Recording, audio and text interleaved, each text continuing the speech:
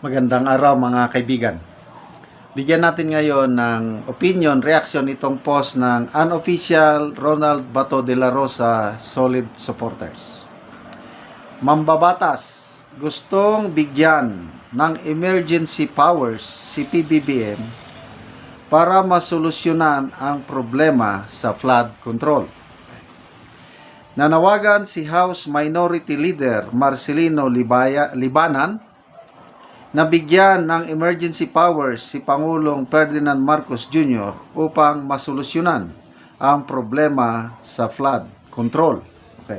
So ito, mayroong article ng Manila Bulletin. Basahin ko ha. House Minority Leader and 4Ps Party List Representative Marcelino Libanan suggested on Friday, August 15, that Congress could grant President Marcos special emergency powers to respond better to flood problem. Libanan said that although through this congressional action,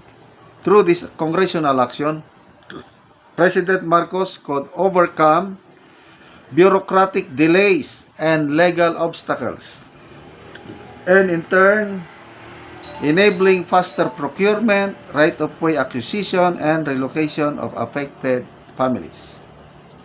The ranking House member said that these emergency powers could include fast-track authority for procuring flood control equipment and materials, the immediate relocation and compensation for displaced families, and the realignment of certain budget items to fund urgent flood mitigation measures.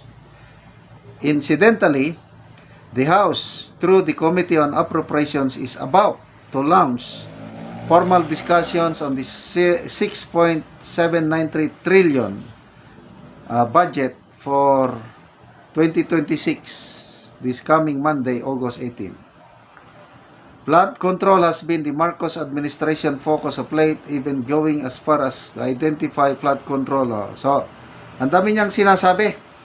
Sabi niya, we cannot wait for the next big flood disaster before acting. Every year we delay, more lives home. Ang masasabi ko, I don't know sa inyo kung pabor ba kayo na kailangan pa ng Pangulo ng emergency powers. To me, it's not. Ang problema, yung mga kongresista o lawmakers, pwede sa House, pwede sa Senate, na singit-singit sila ng mga guni-guni, mga kung ano-anong proyekto na hindi naman nila ini-implement. At kung ini-implement man, substandard, dahil napakalaki ang nawawala kickback, commission for the boys. Yun ang problema. Hindi yung emergency powers. Malayo ito. Parang diversionary issue na lang ito para matabunan yung ano. Ngayon, mismo na ang Pangulo ang masipag na ini-inspect ang mga pinagmamalaki niya na flood control projects. Ngayon lang siya natauhan. Ngayon lang siya nagising sa masamang bangungot. Yung ipinagmamalaki niya na 5,500 flood control projects sa kanyang SONA last year, lumalabas mga guni-guni, mga palpak, mga kalukuhan lang. So, ang problema dito, korupsyon. Hindi yung emergency powers. Hindi kailangan. Kung ako ang inyong tatanungin. Okay, magbasa tayo sa mga comments. Yan. Paul Mac, sabi, no need for emergency powers. Gipadalaman gani niya si FPRRD sa Hague na walay power.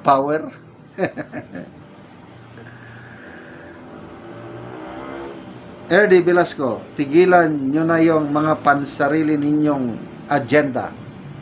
Kahit hindi nyo yan bigyan ng emergency power, pwede niyang papanagutin ang lahat na may kinalaman sa mga anomalyang flood control project na yan. Andyan ang Blue Ribbon Committee. Okay, so, yan. August 19 ata. Tama ba? August 19 yung unang hearing. Ayan. Yan ang kailangan. Emergency powers pa na it's useless. Kahit may emergency powers, kung nandyan pa rin yung mga contractors, nandyan pa rin yung mga tiwali na kakutsaba nila sa DPWH, kahit may emergency powers, wala rin lang patutunguhan. Mabuti nga na lang at meron tayong may gininto ang puso na bilyonaryo, si Mr. Ramon Ang, na nag-offer ng tulong, solusyonan niya ang flooding problem sa Metro Manila at no government expense, taxpayer, zero. Bigyan lang siya ng authority kasi nakita niya na yung problema eh. Yung Tulyahan River, sinasabi, yun ang daluyan ng tubig papuntang Manila Bay. Pinatayuan pa naman ng housing, pinatayuan ng eskwelahan, di wala na, masikip na yung daluyan ng tubig. So ganun lang yung kasimple. Sabi niya, i-relocate ko siya, gagastos niya. I-relocate niya yung community doon. I-relocate niya yung eskwelahan para babalik yung dating luwag ng Tulyahan River para tuloy-tuloy ang agos. Ganun lang kasimple. So, salamat naman ng Pangulo at pumayag. Welcome na welcome. Sabi niya yung ganyang pagtulong. Ganun lang. So, sa ibang mga probinsya, mga binabaha, example, Bulacan. Ilan yun? 683 flood control projects. Walang kaalam-alam yung gobernador. Hindi namin nararamdaman, sabi niya. Nag-inspect ang presidente doon 2 days ago. Sabi niya, malabnaw daw ang timplada ng simento. Imbes na ganyan sana kakapal yung simento, ganyan lang na pwede mong tibakin yung simento with your bare hand. Yun ang problema. Corruption ang problema. Hindi yung emergency powers. So, kalukuhan itong suggestion nito ng isang kongresista. Henry Niera, di na marunong mag-decide kaya mambabatas na mismo nag-aalok. Bakit pa kasi presidente wala naman palang alam? Well, bigyan natin ng pagkakataon ng presidente. Sa tingin ko naman, seryoso siya na isolve ito kasi gusto niyang mag-iwan din ng magandang legacy. Sana nga masolusyonan pa niya. Hintayin natin kung sino ang mag-iimbestiga sa mga kontraktor at mga tiwaning opisyal sa DPWH na na-involve nito. Salamat mga kaibigan sa inyong pag-subaybay sa ating channel. Nakakatulong kayo ng malaki sa tribong talandig ng Bukidnon dahil ang channel natin, ang sweldo natin ay pantulong sa tribo. Namimigay tayo ng livelihood assistance, nagpapatanim ng saging lakatan at Arabica coffee. Panoorin nyo ang video na ito. So mo ni siya ang kaping wala pa nang isa ka bulan gikan sa pagtanom. So magkita gyud nato dire ang kiloagon sa gitamnan ni kuya sa iyang kape. So hapit na pud ni siya mag isa ka bulan. So makita gyud nato. So mo ni siya ang kiloagon sa iyang ginatamnan.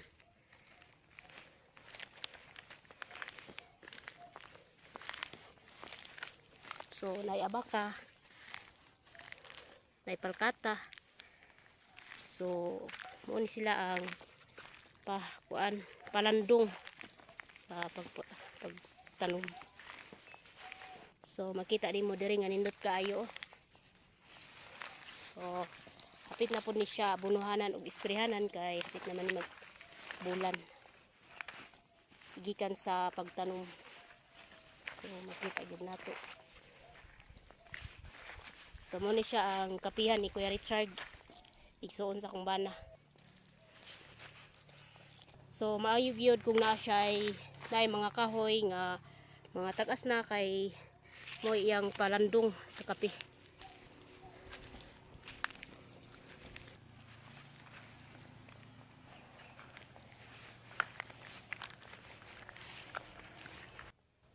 So mo na siya ang kape nga 300 kapunuan nga gitanom ni kuya sa iyang niyuta.